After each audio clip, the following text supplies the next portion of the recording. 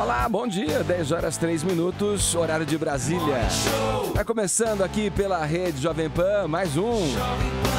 Nossa revista radiofônica no rádio, olha aí. Lógico, né? Ser radiofônica, onde poderia ser? No jornal é que não. Estamos a postos nessa segunda-feira, dia 22 de maio de 2017. Muito bom dia, sejam bem-vindos a mais um Morning Show que começa agora, saudando os amigos, saudando a volta de Augusto Nunes. Bom dia, Augusto, bom dia, Ellen. Bom dia, Paulinha. Bom dia, Vini, bom dia, Arcon. Vamos nessa, o programa tá só começando e tem muita coisa pra gente tratar nesta manhã de segunda-feira. Assuntos é que não faltam. Como disse o Augusto chegando aqui ao estúdio, eu deixei o país em ordem quando eu saí daqui, Augusto. Fui o Fernando Henrique nessa história. Brincadeira, quanta coisa aconteceu enquanto você tava tomando um bom vinho. Não posso sair mais. Um bom vinho lá na Toscana. Olha a hora certa, hein, meu? E o couro comendo aqui, viu, Augusto? Olha aí, o Brasil deu PT. Michel Temer afirma mais uma vez que não renuncia. Na quarta-feira, o Supremo Tribunal Federal julga o pedido de suspensão de inquérito contra o presidente. Enquanto o país chafurda no lodaçal, o pentarréu Lula diz que o Partido dos Trabalhadores pode ensinar a combater a corrupção. É isso. Conta aquela do português agora. A Feira da Pedra. Todos os detalhes sobre a mega operação da Polícia Militar na Cracolândia, em São Paulo. Para o prefeito João Dória, a ofensiva representa o fim desse inferno a céu aberto. Conta outra do português agora. Vejamos, pois. A ira do craque. Agora eu vou contar do português, né, o Arcon? Depois de conquistar o campeonato espanhol, Cristiano Ronaldo desce a lenha em seus detratores, em seus críticos. Esses são alguns destaques do Morning Show que está apenas começando nesta manhã de segunda-feira. Vem com a gente. Paulinha. Oi. Vamos lá, querida. Qual é a nossa hashtag de hoje? Bom, é o seguinte, Ed, eu não sei se você sabe, mas hoje, 22 de maio, é dia de Santa Rita. Santa Rita, minha avó era devota de Santa Rita. A santa das causas impossíveis. Isso, acendi uma lamparinazinha assim pra benzer os Precisando netos. dela agora, hein? Dos desesperados. É. A santa do impossível é essa. é de uma santa dessa que a gente tá precisando aqui no Brasil. Nossa, já Mais do que nunca. Santa Rita já. Não é verdade? Então vamos pedir uma força pra ela. Não sei se ela tá no Twitter, enfim, se ela atende coisas que acontecem por lá, mas de qualquer forma, já que o mundo ouve a nossa hashtag, né? Twitter Hashtag SOS Santa Rita. Vamos mandar esse sinal, entendeu? Pelo Twitter, quem sabe ela dá uma forcinha, não é? Boa. Hashtag SOS Santa Rita vale GIF, que fala GIF, eu descobri, Edgar. Vale meme, vale o que você quiser. Pode também colocar o seu pedido particular, né? Vai que se ela atende a gente, atende você também. A gente faz um bem bolado aí no Twitter. Hashtag SOS Santa Rita. Boa, na interação aqui pelo WhatsApp, que é o 11 931 17009, eu quero explorar com os nossos ouvintes, com a nossa audiência, essa questão aí que eu falei na abertura do programa na manchete sobre a Cracolândia, né? Que não é uma exclusividade aqui da cidade de São Paulo, mas sim, né, um fator que é importante e caro para muitos centros grandes no Brasil todo. Um sem número de cidades pelo Brasil adentro tem focos, né, de venda e consumo de crack. Então você, meu caro ouvinte, interage com a gente agora respondendo o seguinte: você acredita que a Cracolândia tenha chegado ao fim aqui em São Paulo, como afirma o prefeito? Conta pra gente. Uma outra pergunta que eu acho que cabe para quem tá fora de São Paulo, ao redor desse Brasilzão e no mundo aí, é a seguinte, algo do tipo aí em sua cidade? Tem Cracolândia na sua cidade? Centros onde viciados se aglomeram em busca da droga? Conta pra gente, dê o seu relato pelo 11 931 7009. Ao final do programa tem o sorteio da nossa camiseta entre os participantes, mas o importante nesse caso aqui é a tua opinião, a tua participação, a tua interatividade com a gente. O programa tá só começando. No mais, para essa abertura, convido o querido ouvinte a curtir a nossa página no Facebook, que é o JP Morning Show, e também assinar, se inscrever no nosso canal no YouTube, youtube.com/morningshowjp. Convidando a todos, então, a passar a próxima hora aqui com a gente no Morning... Hora e meia, né? No Morning Show. Vamos em frente? Vamos começar o programa? Eu já dei bom dia para os amigos. Posso engatar uma segunda marcha aqui e dizer o seguinte: o Ministério da Ironia adverte. Meus amigos ouvintes, nós temos a solução para o problema do Brasil. Olha que maravilha, olha que beleza. Solução pro nosso povo, é verdade. Lembra? Putz, podia ter pego essa música, Ellen. O que você me lembrou só agora, hein? Negócio bom aqui, ninguém nunca viu, né? Vamos lá. Trata-se de uma chapa, puro sangue essa chapa, viu? Envolvendo aí o Lula e o Renan Calheiros, vejam só. Meu Deus. Vejam se faz sentido apostar aí nessas duas almas puras da política brasileira. O petista disse no sábado que o PT pode ensinar a combater a corrupção. Já o PMDBista afirmou que tivesse um delator falado com ele sobre propina, mandaria prendê-lo na hora. Ellen, vou com você nessa abertura aí, dá pra gente... Bom, primeiro, como é que a gente pode encarar essas afirmações e dê pra gente o contexto onde essas duas frases aconteceram, né? De onde como elas foram paridas, Ellen. Eu acho que o Augusto ficou ouvindo italiano, ele tá achando que não tá entendendo direito o português. Não, eu voto momento. com a relatora. Vou votar com a relatora sempre. Né? Bom, Renan emitiu uma nota ontem, depois que nós tivemos a divulgação da delação do Ricardo Saúde, o Ricardo que era o diretor de Relações Institucionais da JBS, um departamento ali equivalente ao departamento lá de propina da Odebrecht, OAS, o departamento que controlava aí essas propinas, e ele disse que passou 10 milhões de reais ao Renan Calheiros, quantia essa que foi usada na campanha dele para a presidência do Senado e também na campanha do filho dele para o governo do estado de Alagoas.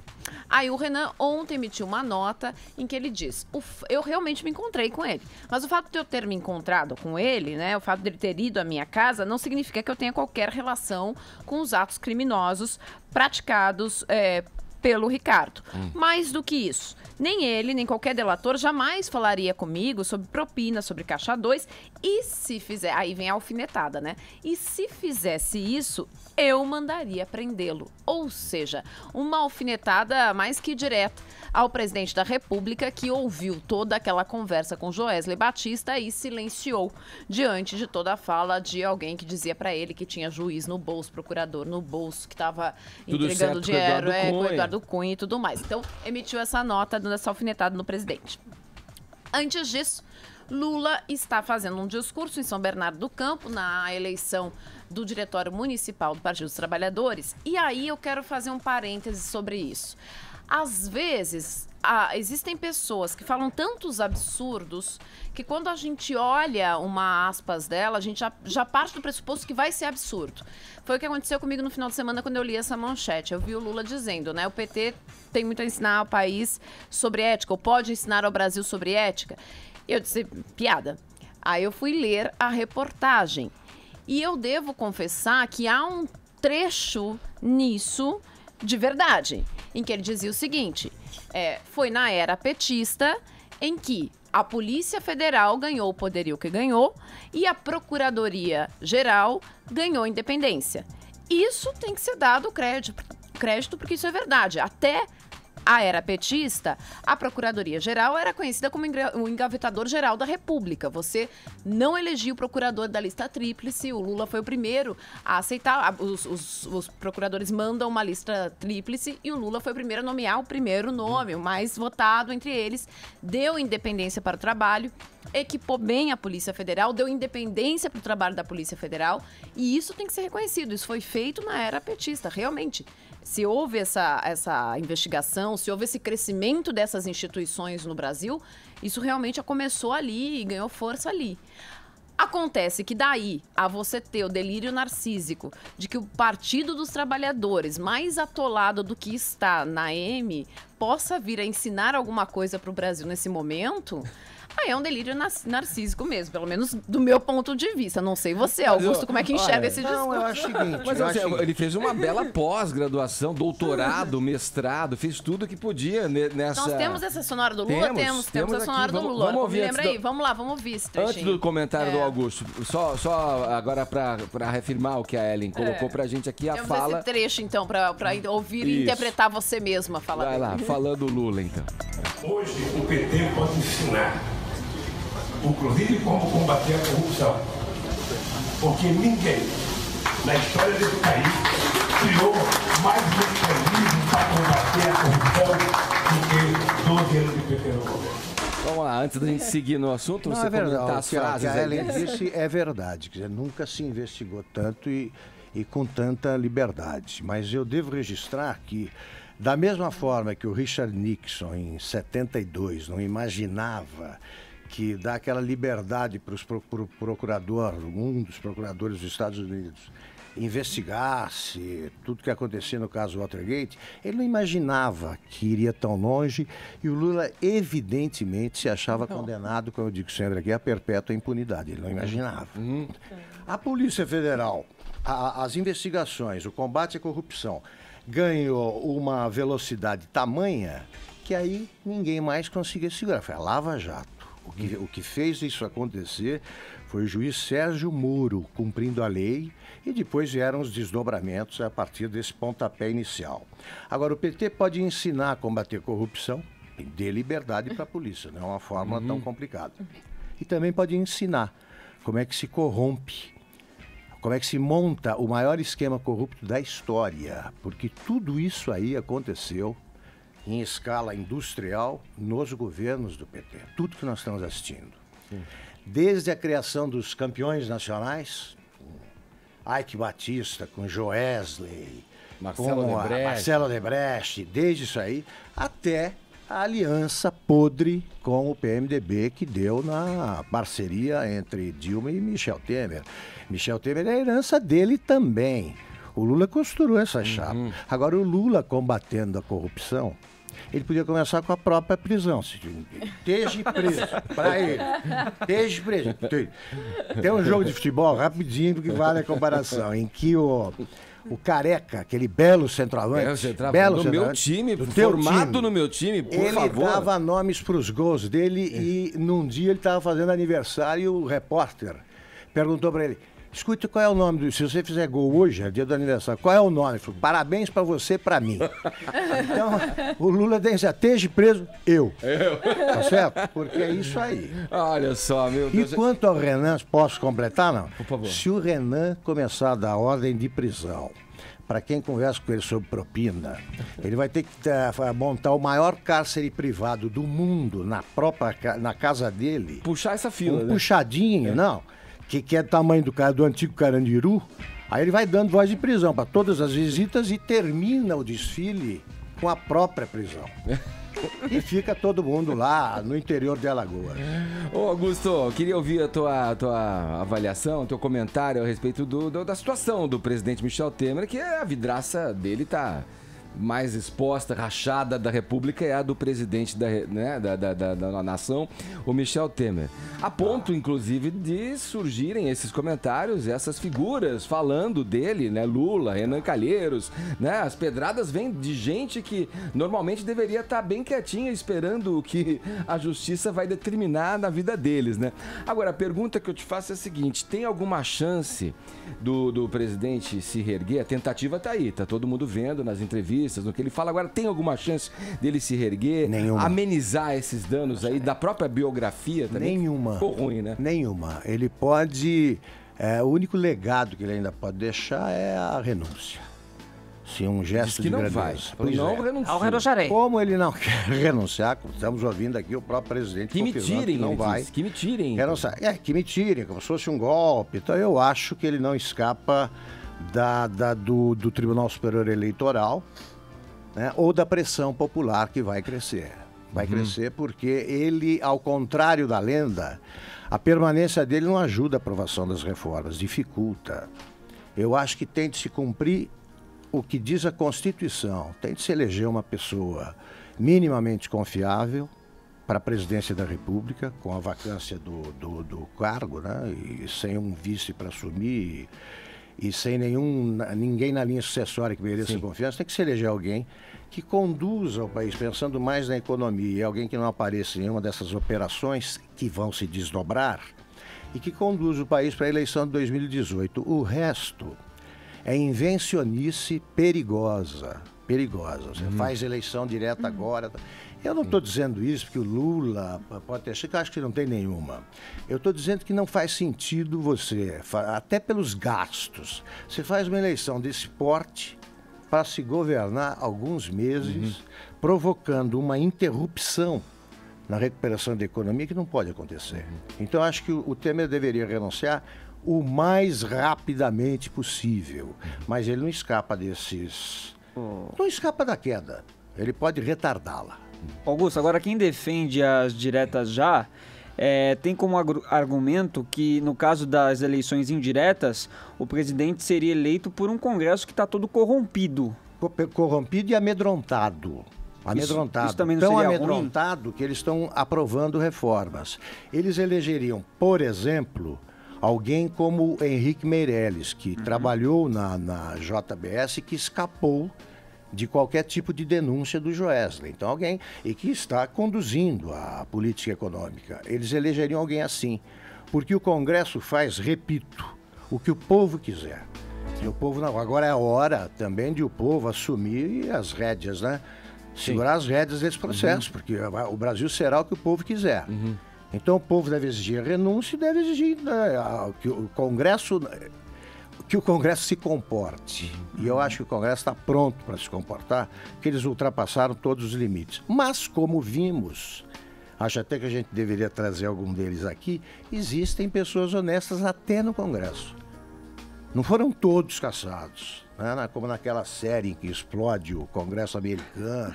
Não é assim o Brasil. Designated Survivor. Isso, não é assim o Brasil. Augusto, eu já tenho tanto trabalho na produção desse programa, você ainda me manda buscar um político honesto aí é demais. Eu te ajudo, É gincana? Oh. É gincana ou é produção? Arcon, Pede são uns 4 ou 5 que eu te ajudo. 4 tá fácil escolher. Pô, pede alguém mais fácil, Elvis Presley, sei lá. Agora, ô Ellen, deixa eu colocar... Agora, só para não parecer tão pessimista, acho que isso aqui, eu disse até num comentário feito quando eu não estava aqui no estúdio. São as dores do parto. O Brasil que vai nascer desse processo é muito melhor. E tem que ir até o fim. E tem que já pensar em desdobrar a Lava Jato na operação que trate do BNDES, porque é ali que o Joesley também deveria estar, os irmãos Batista, que trate dos outros casos em outras áreas, porque o Brasil foi muito mais longe que a Itália e talvez nenhum país consiga consumar um processo de combate à corrupção tão agudo quanto que está ocorrendo aqui, por incrível que pareça. Tem muita coisa bizarra nesse roteiro aí para uma vida real, né? Talvez coubesse numa ficção, numa série, né? Meu Deus. Mas na vida real a gente Claro. reluta a aceitar uma situação como essa, Ellen.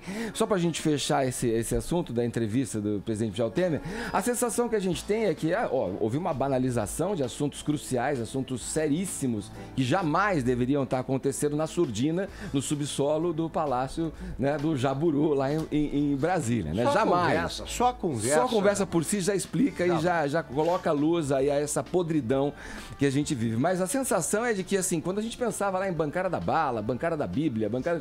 Tinha, na verdade, a bancada dos empresários ali, que mandavam no país governando e agora eles estão brigando lá em cima para ver como é que fica o desfecho de tudo isso. Os poderosos alijando toda a população e a gente que vai lá e vota, né? E que vive esse país de tudo isso, quer dizer. Quando deveriam estar trabalhando por nós, estavam trabalhando, sei lá, para eles, para as gerações... A coisa é mais perversa, né? Porque se você vê o seguinte, o presidente Temer ali era um empregado do Joesley Batista. Era isso. O Joesley entrou... Olhem o esquema como foi. O Joesley entrou no palácio... sem dar o próprio nome, ele deu o nome do Rodrigo, tá?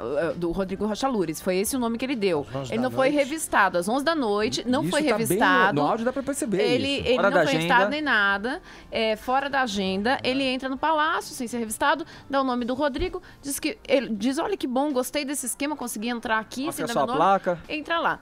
E aí, ele ouve tudo aquilo... sem fazer nenhum tipo de comentário, sem, né, consentindo, porque afinal de contas fica em silêncio.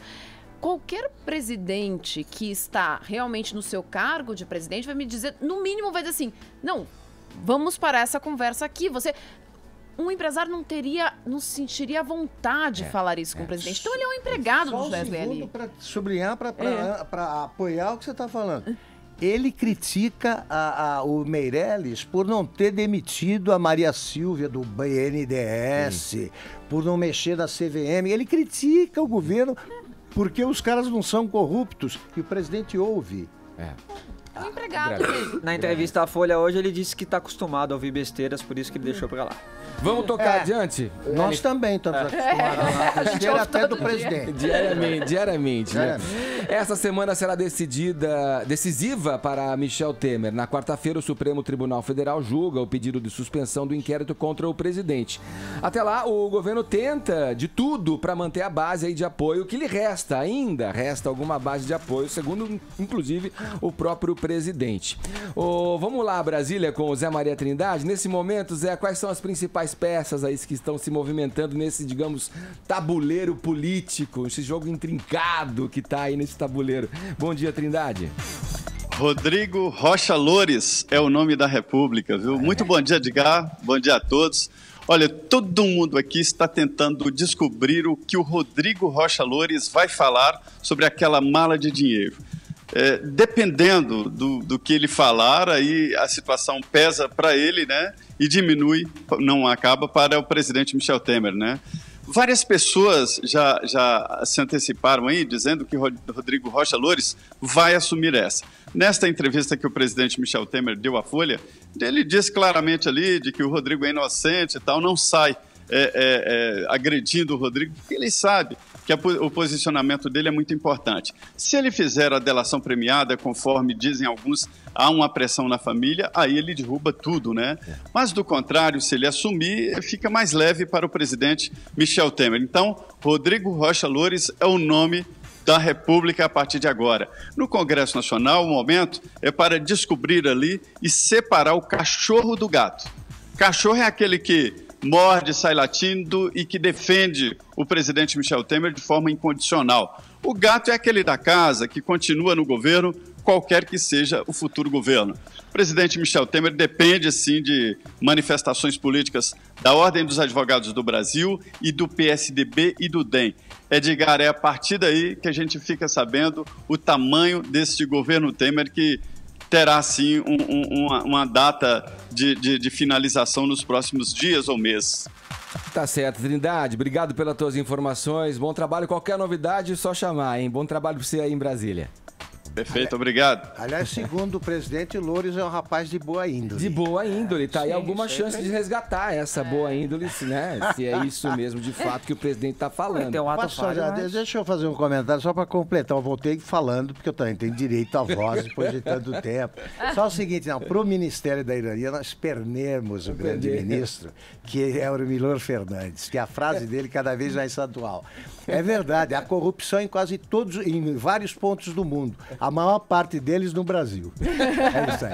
Aliás, falando em mundo, como o mundo vê o Brasil, como as coisas vão se desenrolando na política brasileira, o mundo tá de olho, né? Como não poderia deixar de ser, a crise política por aqui tá na boca do povo e de personalidades mundo afora. O líder do Pink Floyd, o Roger Waters, né, publicou no Facebook uma foto do presidente Michel Temer com um questionamento aos fãs brasileiros. Vamos a ele, Paulinha. O que colocou ali o Roger Waters? Escreveu assim, ó, Brasil, é essa vida que vocês realmente querem? E na foto do Temer, uma foto preto e branco alterada, muito parecida com o que vai ser a capa do novo álbum do Roger Waters. E aí, transcrito para o português, né? Essa é a vida que realmente queremos, que aí é o título do álbum que vai ser lançado agora em 2 de junho, né? Is This the Life We Really Want? Que tem inclusive já 2 músicas lançadas. E aí tá lá no Facebook do Roger Waters esse questionamento. Edgar, já tem 18 mil compartilhamentos, 27 mil reações e comentários, né? Você sabe que na batalha dos comentários, os próprios comentários agora tem likes e respostas e essas coisas. Então, um dos mais comentados aqui é do Pedro Carrilho, que diz: eu achei que já tivesse visto de tudo, mas fã de Roger Waters vir aqui vomitar Bolsonaro, olha, realmente não dá pra acreditar o tamanho da indigência intelectual e analfabetismo político. Quer dizer, tá todo mundo aqui comentando. Demorou pra acordar essa turma, né? Aqui. Demorou, eles estão começando a ficar horrorizados agora, né? Agora. E o Roger Waters, inclusive, ele sempre manteve essa postura crítica, faz críticas ao Trump no show. No Desert Trip, ele fez críticas ao Donald Trump. Tem a carta também, a história da carta que ele mandou pro Caetano e pro Gilberto Gil, né? Aquela ele polêmica que é de militante Israel, contra não é? o Estado de Israel, pediu para que os artistas brasileiros não se apresentassem por lá. Eles se apresentaram, mas enfim, ele mandou esse manifesto. Então ele gosta de falar e ele fala. Ele né? sempre se manifesta quanto a isso, inclusive no cenário do show, né? Em toda a parte de produção do show. E no momento onde ele toca Pigs do álbum Animals, né, da década de 70, ele sobe um porco com a cabeça do Trump, né, e colocou os dizeres lá, ignorante, né, mentiroso, racista, sexista, tudo. Ele é um cara muito crítico e não passou despercebido esse momento do Brasil, né, com essa frase que ele coloca, essa é a vida que realmente queremos, perguntando aí. Aliás, devo fazer esse registro, eu me refiro aos estrangeiros de modo geral, não estou falando porque tem a turma que sempre esteve atenta. Porque eu vi ontem o País tratando da primeira página da crise brasileira, mencionando os casos de corrupção envolvendo Dilma e Lula, mas com um editorial ainda lamentando a violência ocorrida contra a Dilma Rousseff. Quer dizer, não está sabendo que a Dilma agora subiu ao palco aí da corrupção com tudo. Né? Então, a melhor maneira, repito, de você não saber o que se passa num país é ler o que escreve o correspondente de algum jornal naquele país. Falado, vamos lá. Fica a dica. O programa Zorra da TV Globo nesse sábado também tratou da crise política. Os caras acabaram fazendo uma espécie de incineração com o presidente, deram uma derretida no Temer, Vini. Criticaram a Aécio, Eduardo Cunha, Rodrigo Maia, sobrou pra todo mundo em uma paródia do Zorra, Edgar, que é a paródia da música Bye Bye Brasil do Chico Buarque, que eles renomearam para a música Cai Cai Brasil. Podemos ouvir um trechinho? Claro. Cai Cai Brasil, tem que manter isso aí, viu? Mesada de 500 mil, pro Cunha não dar nenhum pio. Foi isso que o Temer pediu. E o tal do Joesley gravou. O Aécio também se encrencou, dizendo que ia matar. Aqui tá pior que Bagdá. Agora essa bomba explodiu, a Dilma já caiu de lá e o Temer já tá por um fio. A gente não sabe quem vai governar, o Maia não vai segurar. O povo quer diretas já, por favor. Muito bom. Ô, Ed, o Zorra, né, depois que deixou de ser Zorra Total, que era aquele humor mais popular, né, e passou por este apenas Zorra, que é numa pegada mais do Tá No Ar, um humor total, isso aí mais refinado total do Adnet, do Márcio Smelling, que é roteirista deste novo Zorra. E o mais legal é essa liberdade que eles têm, né, pra poder tocar em assuntos espinhosos, principalmente na política. Você deixou muito claro nessa paródia aí qual que é a posição e o que eles pensam, né, do que aconteceu. E não é só em oposição ao governo que está aí de Michel Temer. Tem feito piadas com todos, né? Inclusive na época que a Dilma também estava como presidente, e também fizeram uma paródia super legal nesta mesma edição do Pagodinho do Guarujá. Eita. Em referência ao depoimento do ex-presidente Lula ao Sérgio Moro. Vamos ouvir. Eu não tenho AP no Guarujá, nunca vi nem subi, eu só ouço falar. Eu não tenho AP no Guarujá, nunca vi nem subi, eu nem gosto de mar. Esse AP é um papo esquisito, e o que tá escrito não é o meu nome. Nunca teve nessa escritura minha assinatura, nem meu codinome. Digo a quem vier me perguntar que a patroa foi lá e acertou com os homens. Te enganando, pode levar fé, esse lugar não é meu home, sweet home.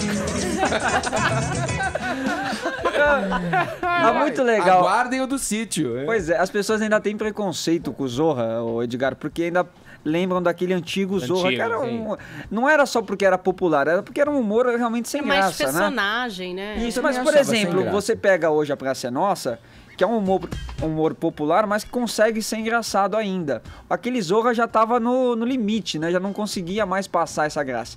E agora que se transformou, tem muita gente que ainda não assistiu pelo preconceito que tinha. Vale a pena assistir, porque tá muito bacana, os caras estão fazendo humor de qualidade. Boa, Vini. Vamos em frente aqui, olha, só pra fechar esse primeiro bloco do Morning Show, Augusto, a Globo já explicitou que é o Temer fora, né? Em editorial, inclusive, do Jornal Nacional, o Globo, desculpe, explicitou isso, né? O mesmo título do editorial publicado em 30 de março de 64 pelo jornal Correio da Manhã.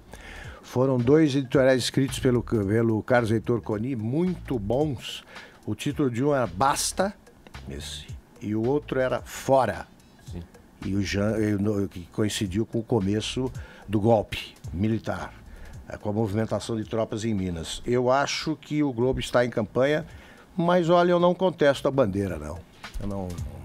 E agora queima-roupa... Editorial, jornais estão livres, você não pode deformar o noticiário. Claro. Agora, tem que dizer isso e também tem que registrar esse problema dessa delação premiada pelo seguinte: fica claro que a Curitiba é uma coisa, a Brasília é outra, hein? Porque essa delação, o tipo de vantagem que foi concedida ao Joesley, aos irmãos Batista, eu acho que ultrapassou todos os limites e não vai funcionar.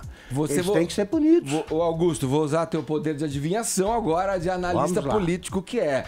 A situação é a seguinte: o presidente está fragilizado, não aguenta. Grande parte da população quer que ele saia. Os grandes líderes políticos já insinuaram ou explicitaram a necessidade de que ele renuncie, e ele disse que não vai renunciar. Trabalhando com um Congresso totalmente desfavorável, ou se ele se tornar cada vez mais desfavorável, você acha que ele é ao ponto de levar um governo claudicante dessa forma mesmo até o final, mesmo faltando pouco? Não, eu acho que não. Eu acho que ele pode resistir por 1 ou 2 meses. Caóticos serão se ele fizer isso, porque ninguém aprova nada de um presidente que os americanos chamam de pato manco, né? O lame duck. Ele já é. Então ele está agonizante. Falta alguém, né? Nessa hora que você é cercado de áulicos, falta um amigo real. Chega e fala: companheiro, você já acabou. Só falta fechar o cara. Pede para sair. Agora, 10h35, horário de Brasília. Ontem, em Riad, em discurso a autoridades do mundo islâmico, o republicano cobrou que elas combatam o terrorismo e expulsem os extremistas de suas comunidades.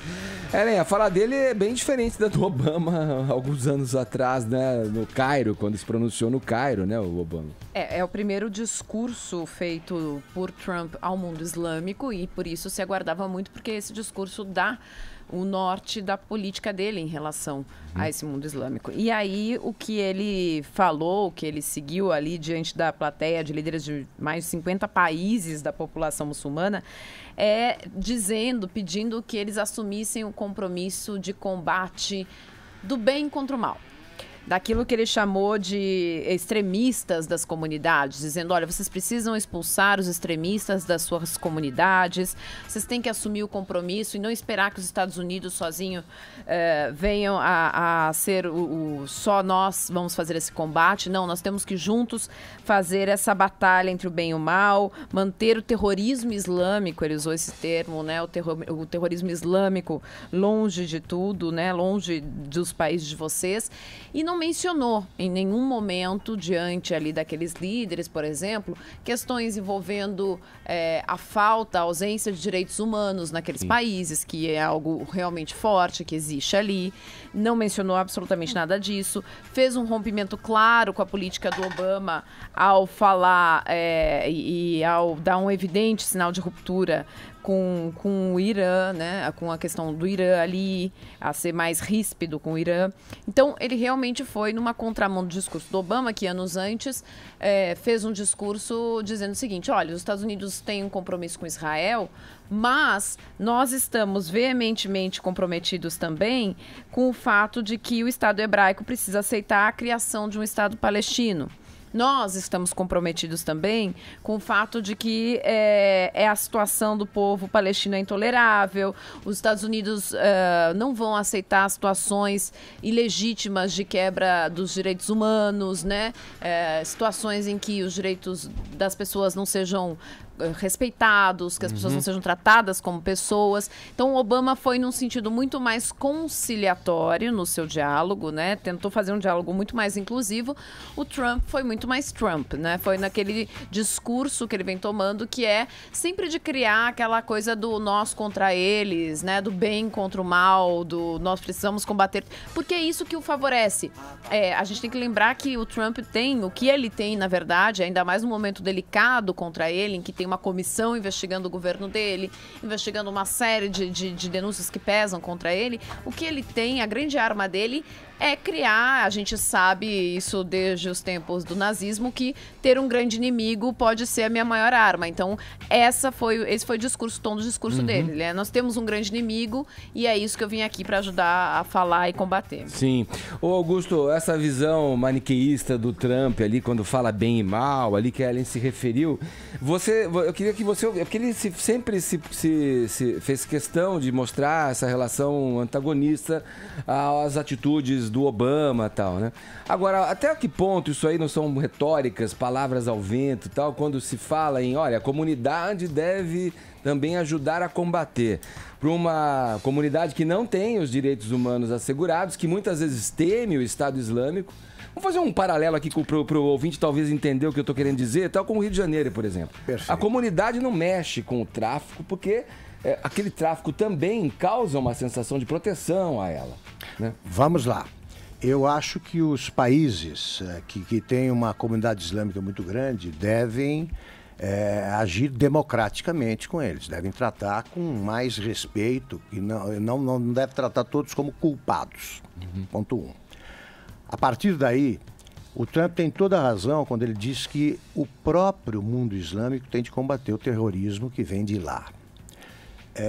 Eu nunca vi uma passeata de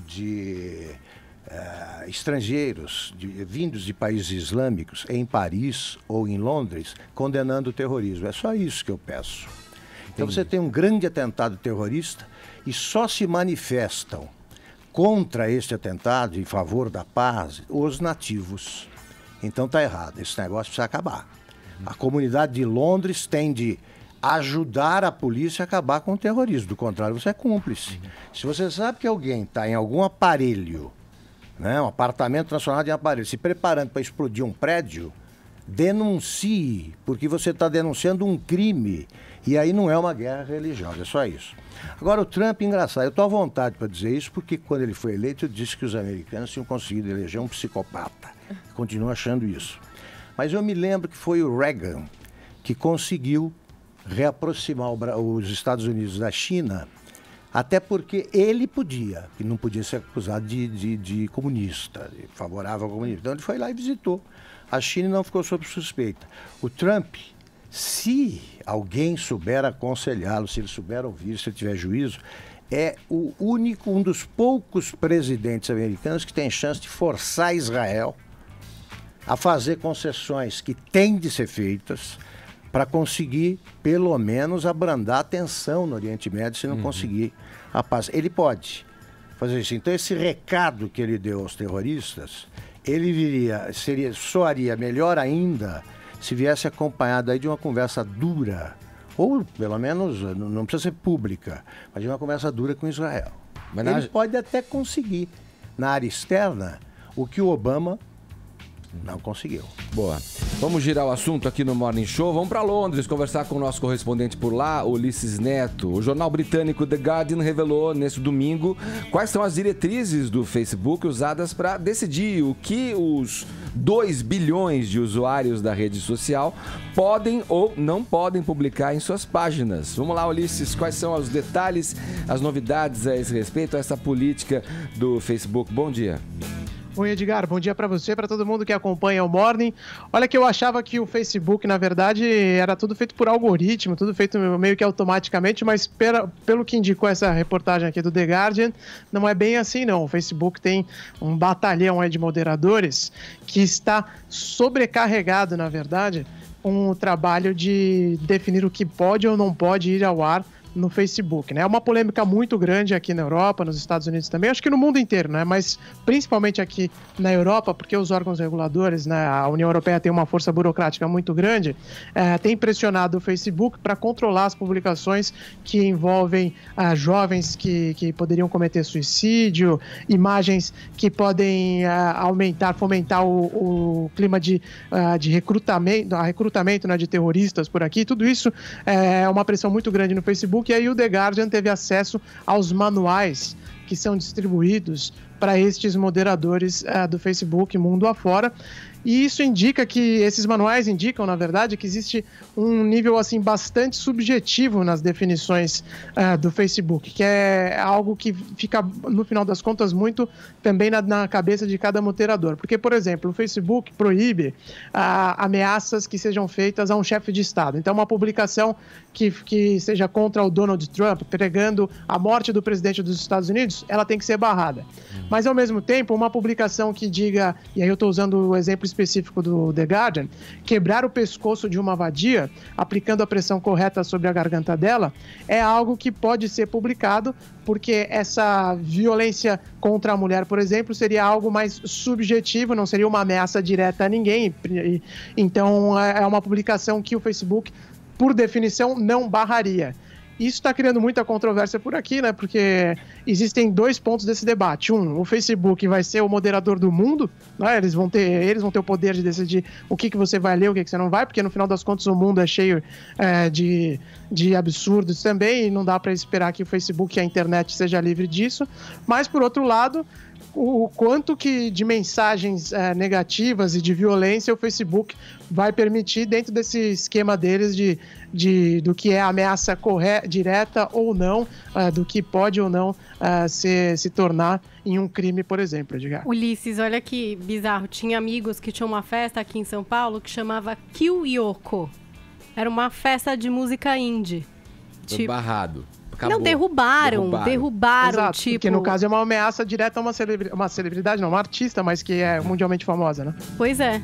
E faz tempo isso daí, viu? Então acho que... Eu não sei, é difícil, né, Ulisses? Porque tem o robozinho mesmo, mas também tem esses casos, né? Uma festa que chama, uma brincadeira, na verdade. Pelo fim dos Beatles, digamos assim. É toda polêmica em cima da Yoko, o fim dos Beatles. Aliás, eu tô com a camiseta tem dentro desses Beatles manuais, hoje. existem outros exemplos que você olha e diz, realmente não faz muito sentido, porque, por exemplo, mensagens como, de novo usando a matéria do Guardian como referência, né? Vamos bater em crianças gordas, né? Ou vamos bater em criança gordinha e tal. Isso, pro Facebook, não precisa ser barrado necessariamente, porque também está no campo da subjetividade. Imagina-se que quem está lendo isso não vai ler e sair dando porrada em criança e tal, né? Mas, de novo, né? Uma festa, como você disse, Kyoko, por causa dessa definição automática, é barrada. Então, é muito difícil imaginar que o Facebook vai conseguir controlar os milhões e milhões de mensagens que rolam por minuto dentro da rede social. De qualquer forma, é isso que as autoridades aqui da Europa, por exemplo, querem que o Facebook faça, porque eles acreditam que hoje o Facebook não é mais uma plataforma de conversas de pessoas, mas sim, ele é um publisher, né? É um divulgador, é um editor de mensagens ao redor do mundo, e por isso ele tem essa obrigação de controlar o que está sendo dito dentro desse ambiente. Fala, Helen. É muito maluco essa questão que nos é imposta, e eu acho que cada dia mais vai ser imposta pra gente, né? Porque, assim, as redes sociais, elas por si só não têm uma moralidade. Quer dizer, o Facebook não é bom, não é mal. Ele é só uma continuidade. Não, ele é só uma continuidade do que é a nossa vida aqui. A vida. As pessoas falam, esses absurdos que se falam nas redes sociais, as pessoas falam no dia a dia, né? Sim. Talvez com algumas restrições maiores, porque ali talvez você possa usar codinomes falsos, né? Você pode usar, então se sentem mais à vontade para dizer absurdos, mas ela é só um reflexo do que é o nosso dia a dia. E aí a gente entra num dilema ético muito grande, que é o seguinte: nós queremos a capacidade de dizer e ter a liberdade de dizer tudo, e com isso não podemos barrar absolutamente nada, nem os maiores absurdos, porque temos a liberdade. Ou vamos começar a filtrar certas questões, vamos começar a filtrar certas coisas, porque achamos que são em demasia, são muito agressivas e são muito agressivas, mas aí a gente começa a abrir uma porta de uma censura. De você limitar, né? ali. De uma censura. É bom, é um tema e é uma coisa... mesmo. Não, e daqui pra frente, nós vamos nos deparar com isso cada dia mais. Cada dia mais, né? Sabe o que é? Você tocou num ponto nevrálgico, é esse. É o cara usar o anonimato. Porque é bom, tem razão. Você expõe o lado escuro do ser humano, que tem defeito de fabricação, e que existe o lado escuro. Então deixa o cara falar, eu sou nazista e tal, mas assina. Assina. Eu acho que está na hora de acabar com o anonimato. Eu acho que a história é essa. Fala o que você quiser, mas responda por isso. Mas na rede social não tem como, né? Não. E aí mas tem que ter um jeito, por exemplo, sabe assim? Por exemplo, eu já fui atrás do IP de caras que escreveram coisas além de todos os limites. Para minha coluna lá na revista Veja, identifiquei e os caras pediram desculpas. Ali o sujeito usava... Quando foram identificados... claro, que acaba a coragem. Aí vira outra que esse é o lance. É uma, né, é que ele perdeu, né? Sim.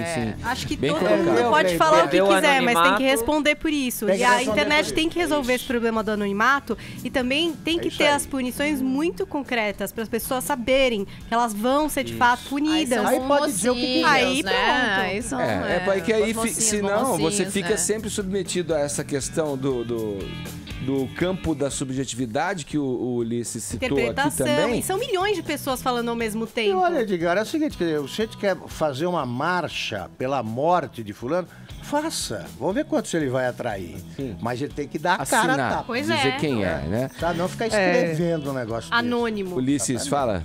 Não, esse é o ponto central mesmo da discussão. Eu acho que ninguém quer que se torne, que a internet ou as redes sociais se tornem ambientes completamente ascéticos, né? Que existe se eliminar qualquer tipo de discurso que incomoda, porque esse num ponto extremo é o que ocorreria. Eu gostaria, o anonimato Ulisses, é um problema no Facebook também. Eu vou ter que discordar de você. Eu gostaria da minha visão utópica, né? Do mundo não ideal. É assim, né? Todo mundo... Esse é o bom selvagem de Rousseau. E quem é o editor legal. ideal, Edgar? Quem seria o editor Pois ideal desse quem é que vai conteúdo? decidir, Não tem né? como. Verdade. É por isso que eu falei utópico. Tem que refletir o mundo, mas o final, as diretrizes do Facebook, enfim, são subjetivas, porque também toda interpretação sempre vai ser subjetiva, mas um ponto que criou muita polêmica aqui foi a transmissão de suicídios ao vivo, né? Live de suicídio. Sim. Que, por definição, o Facebook também não acha que tem que barrar.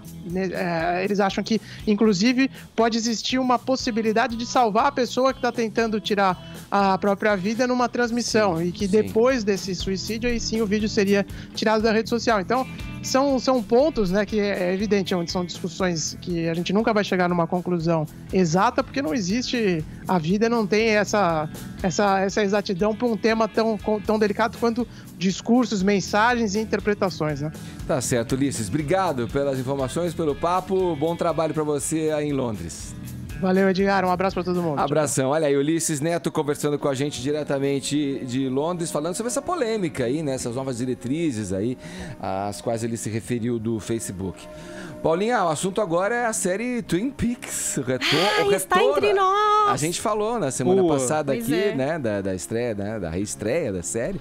Né? 27 anos depois. 27 anos Caramba, depois. os fãs estão aí em êxtase. Não, já está disponível aqui no Brasil. Vocês vão conseguir assistir essa terceira temporada pela Netflix, mas de uma forma um pouco diferente do que a gente está acostumado, porque não vão chegar todos os episódios de uma vez. Então, semanalmente, pinga um episódio. Tá pegando de esse Twin negócio do Peaks. semanal, Paulinha? Na verdade, a gente assistia a série assim antes, né? Eu não gosto. Augusto, existia um dia e um horário em que Era você assim. assistia as séries. Com esse estilo Netflix aí de se lançar, que a gente chama do binge watch, né? A maratona, as pessoas gostam de assistir on demand, do jeito que elas querem. Então, eu quero, nesse final de semana, maratonar Twin Peaks. Eu assisto a tudo, por exemplo. Muita gente se acostumou a esse estilo, principalmente os mais jovens, que não se apegam a essas grades de televisão. Então, incomoda um pouco. Por exemplo, o Vini já falou, que saco, eu não gosto. entendeu? Os caras querem ver tudo de uma vez. O pessoal quer ver tudo de uma É vez. igual a série que você citou, Augusto, Sobrevivente Designado. É um por semana. Você até esquece do episódio da semana anterior. É o meu caso, eu tô acompanhando essa série. Eu acho muito boa. Aí tem aquele puta gancho, você fica na curiosidade a semana inteira de saber o que vai acontecer. Mas por outro lado, você tem uma semana pra digerir o episódio, os saudosistas gostam pra pensar um pouco mais. Mas essa terceira temporada, então, de Twin Peaks, lembrando que tem 2 anteriores, vocês corram atrás aí pra assistir. Eu não me lembro muito das temporadas anteriores, fui assistir ao primeiro episódio e me senti completamente perdida. Então eu acho que realmente tem que dar uma maratonada, ou pelo menos procurar saber o que é que aconteceu, quem foi Laura Palmer. Tem outros detalhes aí da série bastante importantes. A gente tem personagens que se repetem agora na terceira temporada. Inclusive o agente Dale Cooper tá de volta, sim, para essa terceira temporada, que se passa 25 anos depois da segunda temporada. No final da segunda temporada, a própria morta Laura Palmer fala pro Dale Cooper o seguinte, que eles têm um encontro marcado para dali a 25 anos. E é a partir daí que começa essa terceira temporada. Inclusive tem essa cena de novo. E aí a gente vai ver o que é que vai acontecer. O plot tem sido mantido em segredo, então a gente não sabe muitos detalhes. Sabe que tem gente nova do elenco, participação do Ed Vedder, do Pearl Jam, Naomi Watts, Ashley Judd, Mônica Bellucci, David Duchovny, Sky Ferreira, vários grandes atores aí na terceira temporada. E o David Lynch assinando tudo isso. Então, vamos maratonar as outras temporadas para depois poder entrar nesse universo de Twin Peaks. Então, já disponível para Netflix. Para quem já conhece e se lembra bastante da série, já tá lá o episódio. Boa. O primeiro, hein? Falado. Semana a semana. Semana a semana. Calma, vamos degustar. Calma. Agora, faltando 2 minutos para as 11 horas, horário de Brasília. E no Morning Show dessa segunda-feira, agora a gente vai falar aí, né, de um craque, o Cristiano Ronaldo, que se sagrou ontem campeão espanhol pelo Real Madrid. Bom, depois do jogo, o craque aproveitou para dar uma espinafrada, como se diz, né, nos críticos. O que ele disse exatamente, Vini? Pois é, Edgar, você sabe que o Eduardo Batista, aquela vez ex-técnico do Palmeiras, né, esperneou falando que a imprensa brasileira era a revista de fofoca, é porque ele não trabalha na Espanha, porque lá a coisa é pior, ainda mais com seus principais craques, né, o Cristiano Ronaldo e o Messi, o Neymar também, são sempre alvos aí da imprensa espanhola. E ontem, após o título do Real Madrid, já são 33 títulos do Real Madrid aí na Liga Espanhola, ele foi artilheiro do time com 25 gols, está numa fase realmente extraordinária, vai jogar no dia 3 de junho a final da Liga dos Campeões, deve ser novamente neste ano considerado o melhor jogador do mundo. O repórter tem todas essas perguntas para fazer para o Cristiano Ronaldo e foi fazer uma pergunta para ele sobre uma insinuação que ele falou no jogo anterior contra o Celta de Vigo, que um jogador do Celta teria recebido dinheiro para ganhar do Real Madrid. Na Europa tem isso. Tem isso. No duro? No duro? Porra, meu. E aí o Cristiano Ronaldo ficou irritado e soltou até um palavrão. Vamos ouvir, Edgar. Tem aqui, ó, a sonora pra gente ilustrar o que você está dizendo pra gente, Vini. Me molesta quando a gente habla de mim e não sabe um carajo, sabes? Isso me molesta. E vosotros, não digo tu, digo em geral, hablam coisas de Cris que não é verdade. E isso me enfada. Por isso que eu não vejo imprensa, não vejo televisão, porque senão não teria vida. Porque eu vejo tanta coisa que hablam de mim de mala hostia, tanto de fútbol como fuera de fútbol, que la gente no sabe la realidad de las cosas y hablan de mí como si yo fuera un delincuente o una persona que no hace las cosas bien. Pero la verdad viene siempre lo de cima. Y voy a comprobar una vez más que cuando habla de Cristiano, la gente se equivoca. Fala em terceira pessoa, hein? Que nem o Pelé. Ed, tá provado. A felicidade não traz felicidade.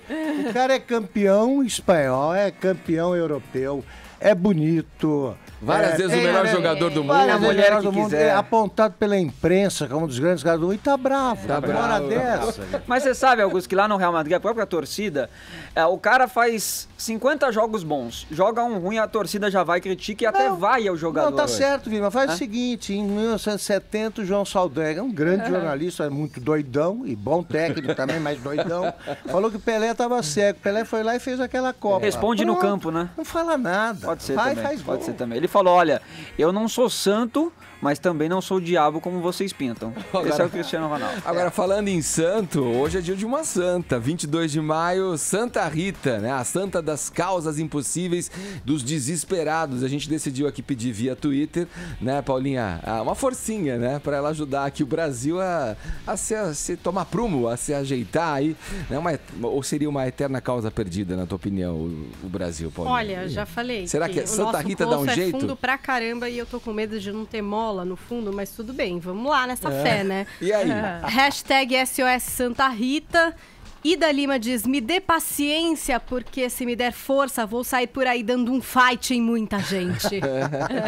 Aí tem também aqui Felipe Lohan. Por um acaso, teria a possibilidade de trazer o Obama para ser presidente do Brasil, nem que seja só por um ano? Hashtag SOS Santa Rita. E sobre a história das séries, que o Augusto comentou aqui, essa história de maratona, ou assistir um por semana, o menino Lucas diz o seguinte: não consigo maratonar, não. Muita informação nos episódios e adoro suspense de esperar. O Paulinha Almerinda Souza aqui, ela pede pra Santa Rita, né, intervir para que ela ganhe uma camiseta do Morning Show. Olha, eu até falei com ela, mas sabe o que é? Precisa chegar nos TTs. Sabe, gente? Hashtag SOS Santa Rita, temos minutos ainda pra isso. Eu queria pedir aqui só que a Vivo desativasse o meu roaming, usar internacional. Porque lá, viajando, não deixava falar com vocês. E aqui, quer que eu fale com alguém no exterior. Então, vou pedir para Santa Rita. Porque para Anatel você não vai conseguir nada, não. Não, Anatel é pior, então é Santa Rita mesmo. Olha aqui, o prefeito de São Paulo, João Dória, disse que a Cracolândia acabou depois da mega operação de ontem contra o tráfico de drogas na região. Pelo menos 38 pessoas foram detidas durante a ação das polícias civil e militar no centro da capital paulista. O nosso colega e repórter Thiago Muniz acompanhou a mega operação, está aqui com a gente no estúdio para dizer como é que está a situação por lá. Bom dia, Thiago. Bom dia, Edgar. Bom dia a todos. Primeiramente, muito obrigado por vocês me receberem aqui também. Eu sempre falo que é um prazer vir aqui, é tudo tão colorido, tão diferente, às vezes do cinza das ruas. Vou tentar vir mais sempre que possível. Mas é importante dizer uma coisa, Edgar. A Cracolândia, o fluxo pode ter... a gente consegue entrar lá, consegue andar, o que seria impensável há uma semana atrás. Eu mesmo fui lá na Cracolândia, aliás, é um estado de degradação que eu não tinha visto em outros tempos, muito em parte por causa da presença do tráfico. O tráfico atuava de verdade lá dentro. A gente olha lá dentro e vê pichações com o nome da facção, PCC, o 1533, que é outro símbolo da facção, tudo lá dentro. Aquelas construções antigas, todas servindo de bases do tráfico, construções essa que a Prefeitura de São Paulo promete derrubar. É bom dizer que não tem só a base do tráfico ali, tem gente naquele quarteirão que mora também, mas a Prefeitura diz que vai fazer na base do bota abaixo. O que aconteceu hoje nessa manhã? Aconteceu que as pessoas que estavam no fluxo, os dependentes químicos, acabaram indo, parte deles para a Avenida Duque de Caxias, que é ali perto, parte deles avançaram um pouco mais na Helvécia, em direção a Rio Branco. Teve até uma confusão, a polícia e a guarda municipal, a guarda metropolitana intervieram para tirar o pessoal de lá, porque a Cracolândia pode ter acabado. Não sei se vai acabar, porque a gente precisa observar isso no longo prazo. Porque o que eu vi? Vi muita guarda civil metropolitana, vi polícia militar andando por ali, mas vi pouca assistência social e pouca saúde funcionando por lá. Claro que, ok, pode ser que isso esteja acontecendo porque se trata do primeiro dia. Hoje mesmo nós temos uma agenda conjunta dos secretários de saúde por lá e tudo mais. Agora, acabar? Pode ser que acabe. Agora, eu não vi um bom começo no que tange a integração com as outras coisas. Segurança funcionou. É importantíssimo você colocar dessa forma e relatar pra gente o que você viu lá, Thiago, porque a parte fácil é essa aí. Manda a polícia, tira, limpa. Agora a parte difícil é dar segmento a isso, só, Edgar. né? Nem é tão fácil assim, porque o tráfico estava instalado lá dentro. Teve que ser feita uma operação com de 800 a 900 policiais. Mas eu me refiro... Então mesmo assim, o fácil, entre aspas, não foi tão fácil. Mas eu me refiro quanto ao prosseguimento dessa ação, que vai dar amparo a esses viciados para que eles saiam dessa vida. Para que eles consigam ser tratados e saiam dessa vida. Acho que é importante importante, a gente tem o Thiago Muniz aqui, que sem dúvida dos repórteres da Jovem Pan é um dos que melhor conhecem as ruas, assim, né? O que mais tem o que eu chamo de pé no barro, que é o que o verdadeiro repórter tem que ter. E talvez seja interessante a gente ter esse parecer do Thiago, justamente por isso, assim. Thiago, você já conhece essa região, já acompanhou, sei lá, quantas operações e ouviu quantas vezes afirmações de autoridades dizendo acabou a Cracolândia, não temos mais Cracolândia. Acaba em né? Então, isso não é uma coisa de um dia para o outro e nunca efetivamente se cumpriu isso. E outra, né? Ellen, você tem esse começo de expansão, a gente vê primeiramente nas ruas próximas à Alameda Helvécia, a Rua Helvécia e a Dino Bueno. Será que a dúvida que eu tenho é, os poderes públicos, prefeitura, governo do estado, vão assistir essas pessoas para que elas não acabem simplesmente encostadas em outro lugar, em outras regiões da cidade? Porque foi isso no Kassab, foi isso no Haddad, expansão, né? Tiago, você tem razão. Eu sou testemunha da expansão porque eu moro na São Luís. Quando você tem uma operação que só trata do lado da segurança, que é necessário, sem dúvida, você aumenta a presença de dependentes, de traficantes nas imediações. Então, sempre assim, eles vão ali pertinho. Sim. Então, você corre o risco de se fixar em acabar geograficamente com a Cracolândia, você vai poluir as outras aí com... E há de mais lamentável, né? São zumbis. E até existem outras áreas já reconhecidas em São Paulo, perto do CEAGESP, tem uma área. Aqui na no Paulista. Fim da Avenida Paulista tem outra área. Grupo de pessoas que não acaba com a dependência, não acaba com o tráfico, não acaba com isso. Tem que ser um negócio conjunto, né? E o crack, particularmente, eu não sou exatamente um entendido em entorpecentes, mas a gente sabe que o crack é uma coisa demolidora. É devastador. É uma adição terrível que faz com que as pessoas realmente percam a orientação. Porque nós tivemos a ação da manhã de ontem na Cracolândia, tinha muita gente ali que não tinha a menor ideia do que fazer. Estava acontecendo. Pelo entorpecimento mesmo. Até pelo horário. Foi uma operação naquela hora da manhã de domingo, que, aliás, vale dizer uma coisa. Por mais que se fale que foi uma ação combinada entre governo do estado e prefeitura, é importante dizer que havia um evento no centro da cidade, com um grande número de pessoas, não do lado da Cracolândia, mas o centro, a gente sabe que as distâncias são relativamente pequenas. Me pergunto até que ponto isso foi tão bem combinado mesmo. Eu me refiro à virada cultural. Sim. Não refletiu na virada.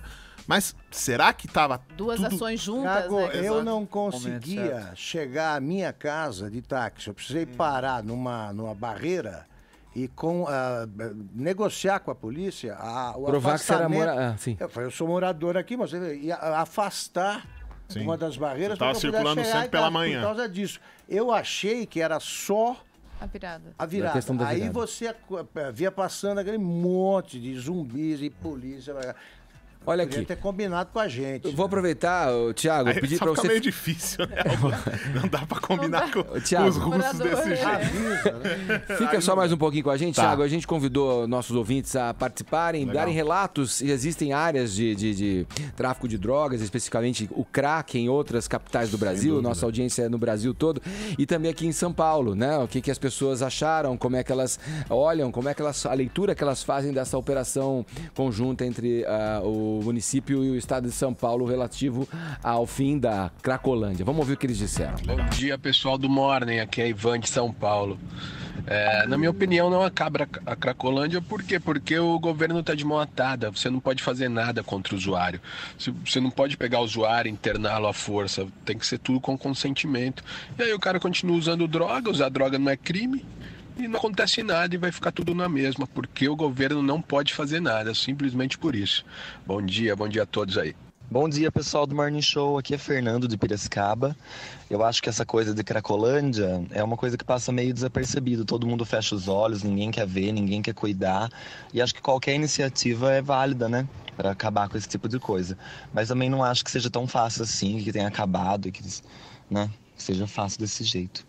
Queria mandar um abraço especial pro Ed, pelo aniversário no sábado, que também foi meu aniversário. Tudo de bom e muitos anos de vida pra você, Ed. Obrigado, querido. Bom dia, pessoal da Morning Show. Aqui quem fala é Davi, de São Paulo. Parabéns por fazerem o melhor programa do rádio brasileiro. A operação na Cracolândia, na minha opinião, foi muito importante. Foi um dos principais passos iniciais, mas o caminho ainda é longo. Imagens mostraram que vários dos usuários de droga só se espalharam pela cidade. Foram 38 traficantes presos, né? Segundo dados da polícia, mas com certeza esse número é muito maior. Então, começamos bem, mas ainda tem um longo caminho para percorrermos. Um abraço e uma ótima semana a todos. Bom dia, pessoal da Jovem Pan, aqui é a Michele.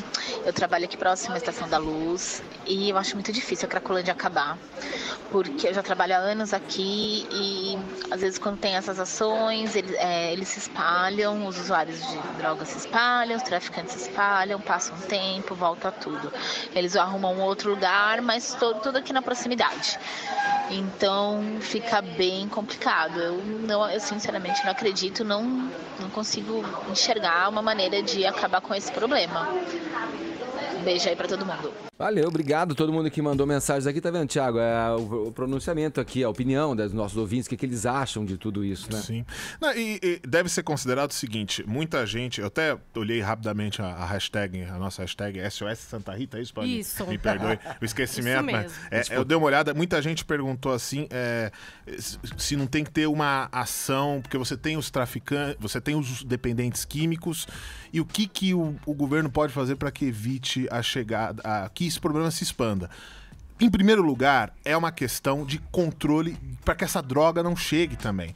E eu gosto de falar uma coisa. Eu cobri muito Secretaria de Segurança aqui em São Paulo e o secretário Alexandre de Moraes, que acho que foi o que eu cobri com mais intensidade, e o governador Geraldo Alckmin fala muito isso também, que é importante você combater o crime nas fronteiras, porque o Brasil não produz arma tanto, o Brasil não produz tanta droga. Só que passa ano, entra ano, o próprio secretário virou ministro da Justiça, agora é ministro do Supremo. Olha, se o problema está na fronteira, então isso tem que ser resolvido imediatamente. Não se resolve. Se você precisa dar tratamento e não pode deixar que a droga entre. Isso.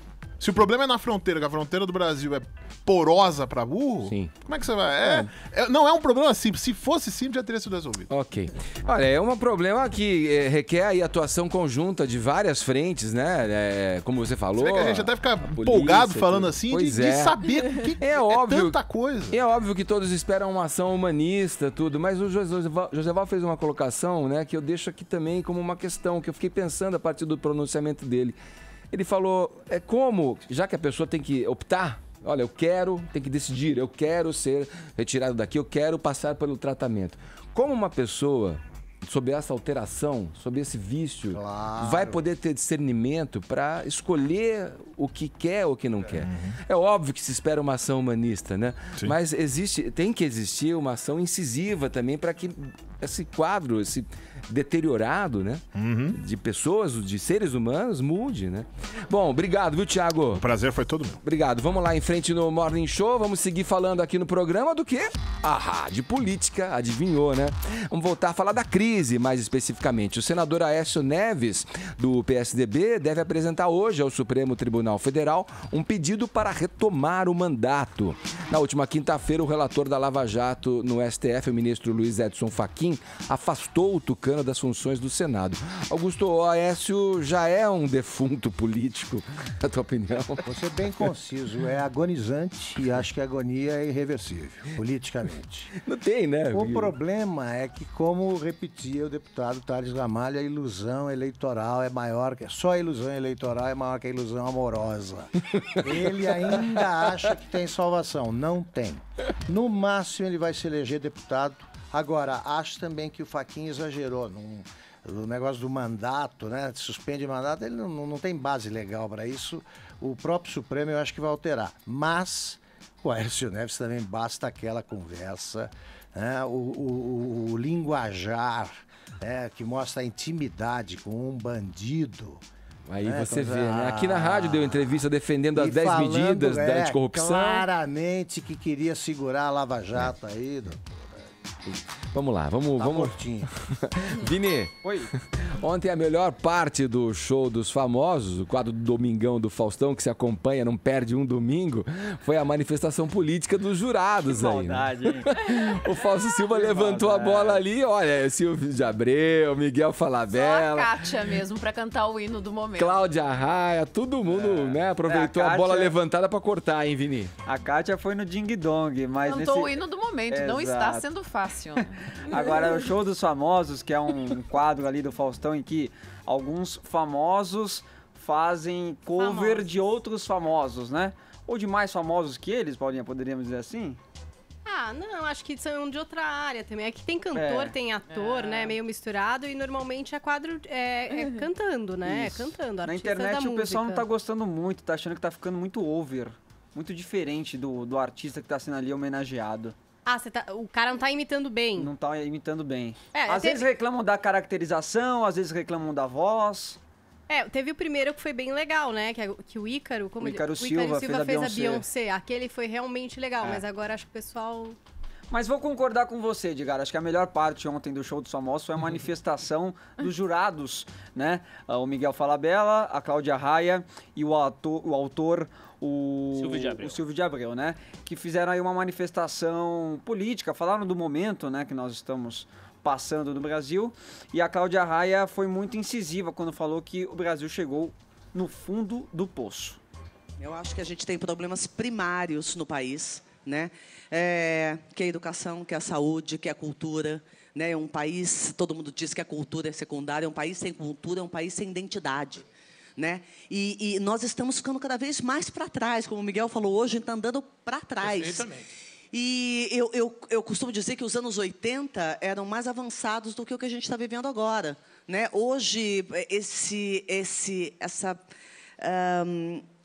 lodo que a gente está metido e o povo sem saber o que fazer, né, e como agir, que, por favor, a gente consiga se unir e tentar dizer o que a gente pensa nesses sites agora, que a gente consegue expor a nossa opinião, que a gente fica sabendo o que está acontecendo e que, pelo menos, o povo fale o que pensa e o que espera do país. Porque, realmente, eu não sei, eu tô atordoada. Essa semana, eu acho que foi o auge, assim. Eu acho que essa semana nós estamos no fundo do poço.